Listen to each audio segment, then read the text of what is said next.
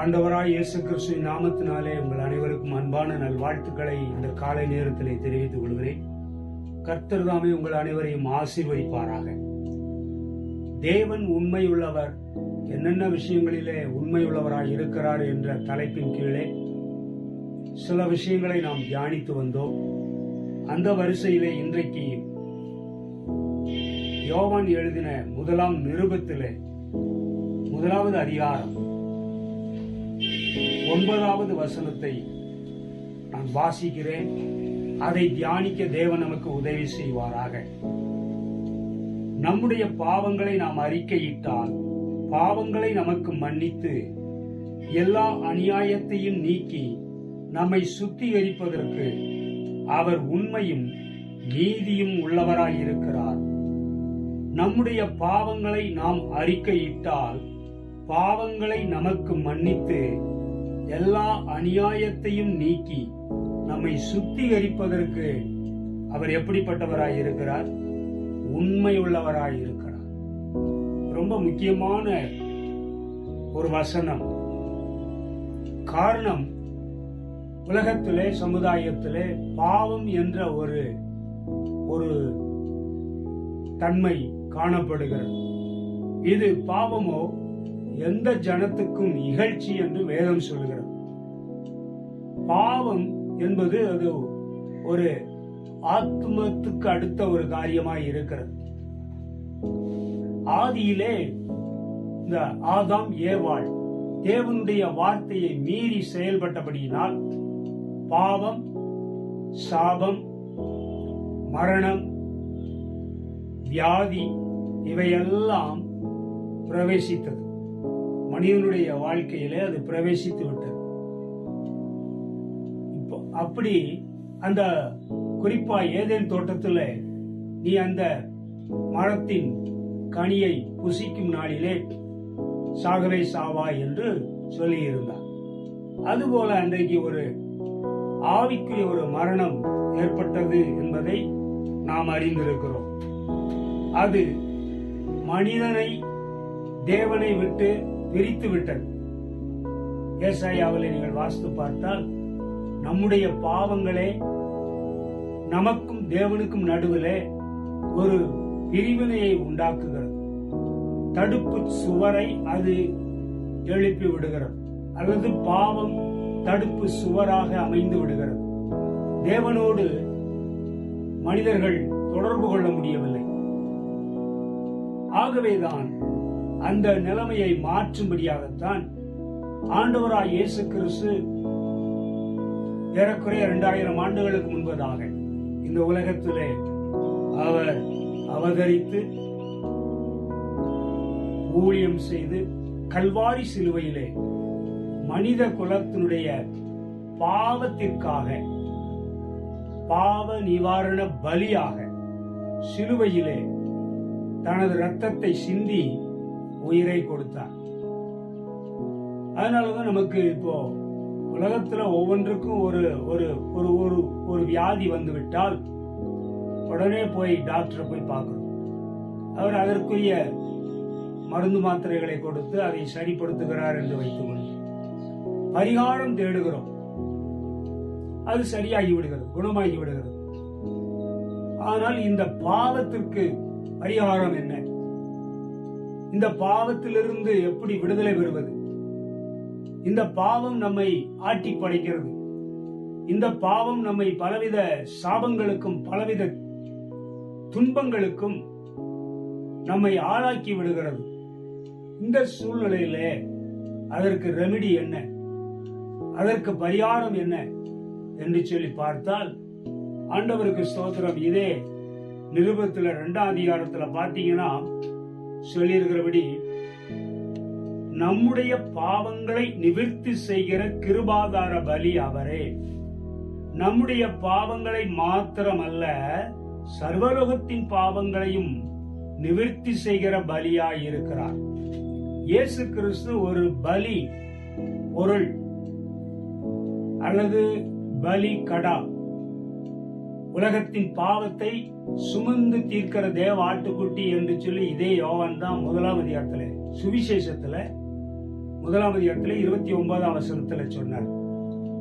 அப்போ உலகத்தின் பாவத்தை சுமந்து தீர்க்கிற தேவ ஆட்டுக்குட்டியாய் இயேசு வெளிப்பட்டபடியினால், அவர் சிலுவையிலே அவர் தன் ஜீவனை கொடுத்தபடியினால், இன்றைக்கு அவர் மூலமாய் பாவ மன்னிப்பு நமக்கு என்ன செய்கிறது?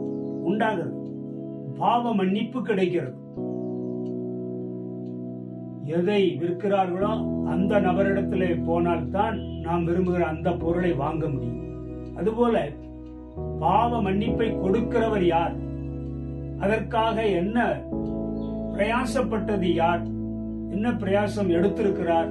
இதெல்லாம் பார்க்கும் பொழுது இயேசு ஒருவர் தான் தனது ஜீவன சிலுவையில கொடுத்திருக்கிறார். அவர் தான் செய்த குற்றங்களுக்காக சிலுவையில கொல்லப்படவில்லை. அது வேதம் நமக்கு தெளிவாய் சொல்லுகிறது. அவர் ஏன் மரிக்க வேண்டும்? அவர் ஏன் அவ்விதமாய் கொடூரமான முறையிலே மரிக்க வேண்டும் என்று கேட்டு பார்த்தால், அவர் அப்படி மரிக்க வேண்டிய அவசியமே இல்லை.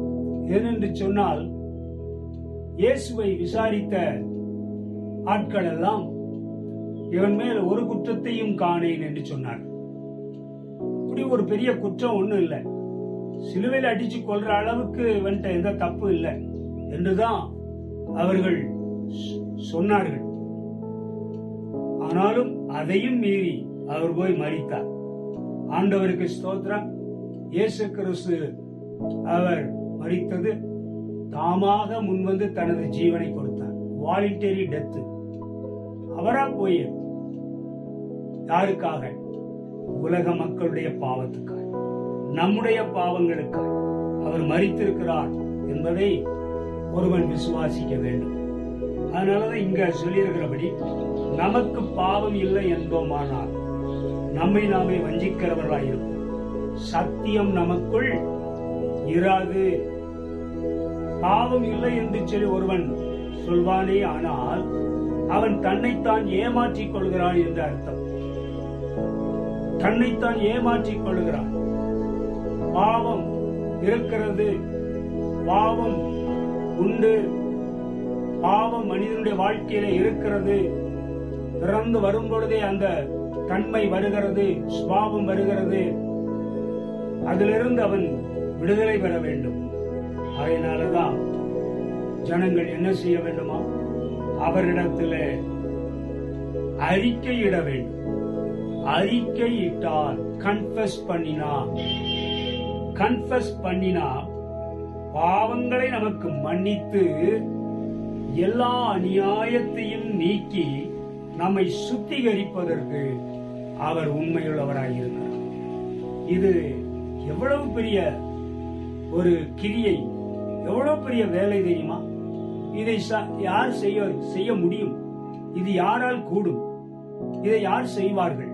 இப்படிப்பட்ட வேலையை இன்னைக்கு என்ன, அதுக்கு எங்க போனா அதற்கு ஒரு சொல்யூஷன் கிடைக்கும்? ஆண்டவருக்கு ஸ்தோத்திரம். இயேசுவிடம் வந்தால், இயேசுவிடம் வந்து அவரிடத்துல, ஐயா நான் ஒரு பாவி என்று சொல்லி அறிக்கையிட்டால் அவர் நம்மை கழுவி சுத்திகரித்து நீதிமானாய் மாற்றி அனுப்புகிறார். இதைத்தான் நாம் லூக்காவில் ஒரு இடத்திலே வாசிக்கிறோம். ஆம், பாவியாகிய என் மேல் கிருபையாயிரும் என்று சொல்லி அந்த ஆயக்காரன் கேட்ட பொழுது அவனை தேவன் மன்னித்தார். அவனை நீதிமானாய் மாற்றி அனுப்புகிறார். ஆண்டவருக்கு ஸ்தோத்திரம். இன்றைக்கு நாம் நீதிமான்களாக்கப்பட வேண்டும், பரிசுத்தம் உள்ளவர்களாக மாற வேண்டும். அது நம்முடைய இருதயத்தை, நம்முடைய ஆத்மாவை அவர் கழுவி, தன்னுடைய இரத்தத்தினால் கழுவி சுத்தப்படுத்துகிறார். சுத்தப்படுத்தி என்ன செய்கிறார்? பரிசுத்தவானாய் மாற்றுகிறார், நீதிமானாய் மாற்றுகிறார். இந்த ஒரு பெரிய காரியம் நடக்கிறது. அதனாலதான் இன்றைக்கு உலகத்துல, ஈவன் டுடே, இன்றைக்கும் ஜனங்கள் என்ன செய்கிறார்கள்? இயேசுவை ஏற்றுக்கொள்கிறார்கள், தங்கள் பாவங்களை அறிக்கையிட்டு மனம் திரும்புகிறார்கள், பரிசுத்தமாக்கப்படுகிறார்கள். ஆகையினாலே தேவனிடத்திலே, இயேசுவினிடத்திலே நம்முடைய குற்றங்களையும் பாவங்களையும் அறிக்கையிடுவோம் என்று சொன்னால் அவர் நம்மை கழுவி சுத்திகரிப்பதற்கு உண்மையுள்ளவராய் இருக்கிறார் என்ற சத்தியத்தை இந்த வசனத்தின் மூலமாய் நாம் அறிந்து கொள்ள வேண்டும். ஆகவே இந்த அற்புதமான செயல் நடைபெற வேண்டும் என்றால் இயேசுவினிடம் நம்மிடத்துல நம்முடைய பாவங்களை நாம் கன்ஃபஸ் பண்ணுவோம். அவரிடத்திலிருந்து வரக்கூடிய அந்த மீட்பை, பரிசுத்தத்தை நாம் பெற்றுக்கொள்ளும் தேவன் நமக்கு உதவி செய்வாராக.